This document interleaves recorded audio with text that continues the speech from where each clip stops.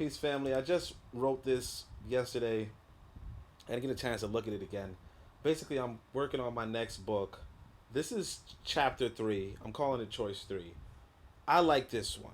I mean, I like everything so far, and I think the book is just going to get better. But this right here is pretty inspirational for me because uh, I'm taking from a couple of sources that I feel we need to share. You know, so obviously Marcus Garvey does this really well, and I used to tell people in Africa, "Hey, look at this. Look at this chapter that Marcus Garvey wrote." Obviously, Adam Smith did it pretty well. Um, I don't expect anybody to read Adam Smith though. Uh, Nyerere did this really well. So this is the economics talk. I'm gonna try to do it really well. I'm gonna try to do it really well, and this is my attempt. So I only wrote the first three paragraphs because a part of your reading experience is always gonna be you want to read the first three paragraphs of a book, see if you want to read it further, then maybe you want to read the first three chapters, see if you want to read the whole thing. So I said to myself, look, by chapter three, we're gonna give some good practical advice in terms of economics. This is already turning out really good. So what I'm gonna do is I'm gonna read it, right? I'm gonna try to not interrupt myself, obviously. I'm gonna read it. Then I want you guys in the comments tell me what else you want me to expand on, what else you want me to speak about. I might give some insight about where I'm headed with this, and obviously, some of it's clued in the reading, but I want you guys to check this out, hear this, process it, and then put in the comments what you want. The next choice is actually about political parties. I didn't start it yet. Not gonna lie, I was supposed to start it today. I didn't. It's like my ideas in my head are really really good. So I'm really excited for this. But let me tell you about this chapter right here. This is Be Parsimonious. This is my um this is my economics chapter. Okay, so it says choice three: be parsimonious, as the wealthy buy necessities first, money second, and luxuries last. The rich do not get richer; the thrifty do. For everyone who lives above their means is likely to lose their savings, and everyone who lives at their means is unlikely to increase their savings, but whomever lives below their means will increase their savings. Savings do not make wealth, but investments can, and savings can make investments. To be wealthy, you must choose to buy necessities first, money second, and luxuries last.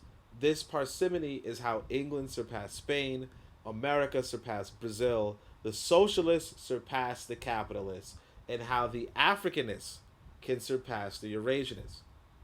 Before the modern era, it was reasoned that the three wealthiest nations in history were Egypt, India, and China. They had three commonalities: a focus on agriculture, a focus on manufacturing, and a lack of focus on foreign trade. All three preferred for foreigners to export their surpluses in exchange for rare metals like gold and silver. On a territorial scale, Egypt, India, and China practiced the parsimony outlined. By producing their own necessities foremost and their own luxuries, they mostly only bought money from foreigners by selling their surpluses. In the modern era, this sort of independence isn't universally practical. Manufactured goods of today are more complicated, requiring more minerals and metals from different parts of the world. Nevertheless, most nations which focus domestic agriculture and manufactures thrive over those which focus foreign agriculture or manufacturers. The exceptions follow the law of gain.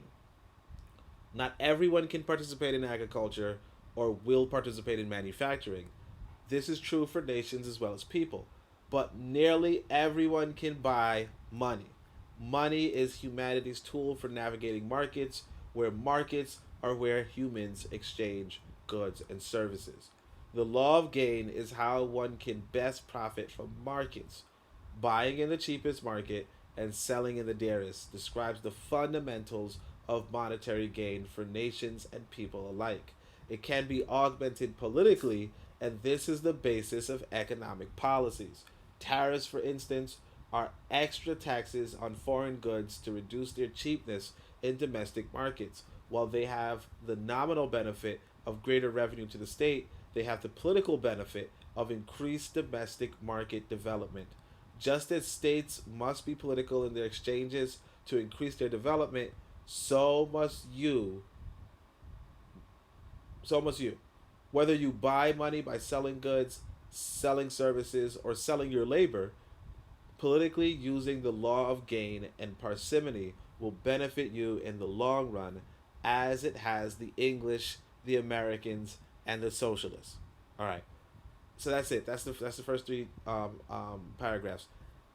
Already, I'm like, what's gonna happen next? Like obviously, there was a lot here. Okay, like this whole thing right here, England surpassed Spain. I said to myself, look, you can't just put that in the first paragraph, right? You have to expand on it. But that's the difficulty with writing, is that how you transition is pretty difficult. Cause like, what do you say after this? Do you start talking about England, America, and the socialists, and then where do you fit in this thing about Egypt, India, and China? Then of course I wanted to go a little deeper on Egypt and its African origins, but I couldn't because it's like time permitting, subject, theme, relatedly. And then of course you end with the law of gain, and you're like, well, people don't know what the law of gain is, but do you just jump right into what the law of gain is, or do you start talking about, contextually why buying money is something important? This is good. Obviously I wrote it, so I'm just whatever, but I want you guys. I want to know what you guys think. I want you guys. I want to know what you guys think. You guys and gals. I want to know because this. Another thing that's interesting is this. So the whole thing is to be parsimonious, right? Um, I even checked with the AI. The AI does not like parsimonious. The AI. There's three different types of ways of spending, right? I mean, you ask the AI. You say, what are three types of spending, right? Or if somebody says parsimony and prodigality, what else is there? And it's like being prudent. And it's like, yeah. And so I say, what about if you were talking about means, blah, blah, blah. It's like being prudent. Be prudent, prudent, prudent. And it's like, no. If you really study money, you realize this being cheap makes you have the savings. And when you have the savings, you could start talking about manufacturing. Another thing I wanted to say about this, because one thing that should jump out to people, or that's why it's like so hard to write. I'm telling you, it's so hard. Like this is difficult. By the way, if anybody wants to hit up my Cash App, you can. You definitely can. But anyway, the reason why writing is so hard is because right here, when you say a focus on agriculture, a focus on manufacturing, and a lack of focus on foreign trade, that's the opposite of what's going on in Africa. Okay? If we got into the minds of our people, and we can, by the way, but if we got into the minds of our people, focus on agriculture, focus on manufacturing, stop focusing on foreign trade. Okay? Stop focusing on foreign trade. We would be so much further. And the thing is this. I should have even said, I didn't even know if I say the socialists, right? But like, that's what happened with China. China said, or Mao said, hey, look, agriculture, manufacturing, and of course China already had it before. China just returned to it and said, look, we're closing ourselves to foreign trade. We're closing ourselves. We're closing our doors. We're doing stuff for ourselves. Right?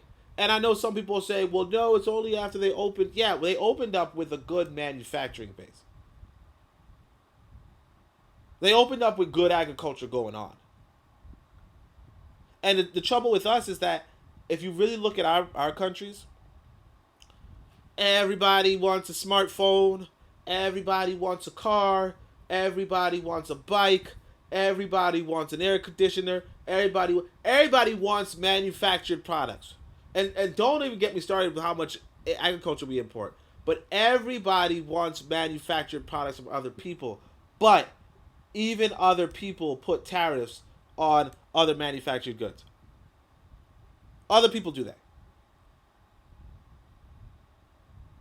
I don't want to say much else, but I appreciate you guys for listening. Please tell me what your thoughts are. And like I said, if you want to hit up my Cash App, you're free to do that. Usually I don't really care for the Cash App, but I got the, I mean, you might as well, right? I got some,